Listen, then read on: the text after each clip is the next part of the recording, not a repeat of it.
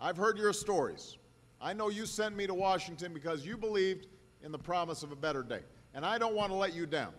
You believed that after an era of selfishness and greed, that we could reclaim a sense of responsibility on Wall Street and in Washington, as well as on Main Street.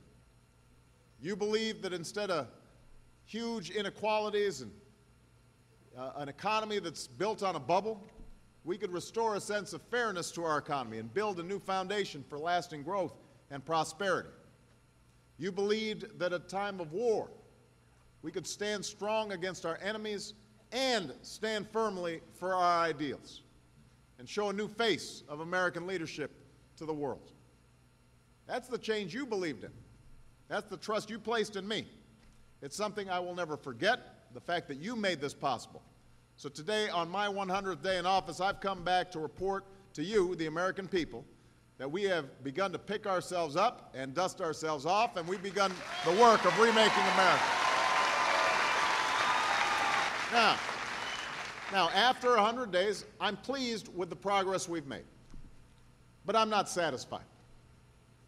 I'm confident in the future, but I'm not content with the present. Not when there are workers who are still out of jobs, families who still can't pay their bills.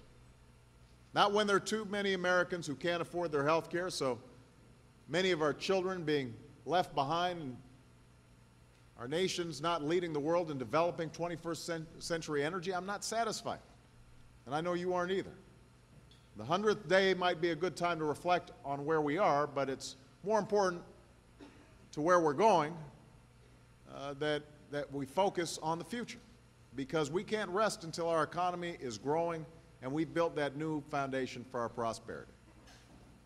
We can't rest until we reform those outdated rules and regulations that allowed this crisis to happen in the first place, and that's why I've called for tough, new, common-sense rules of the road that punish abuse and reward drive and innovation in the financial sector.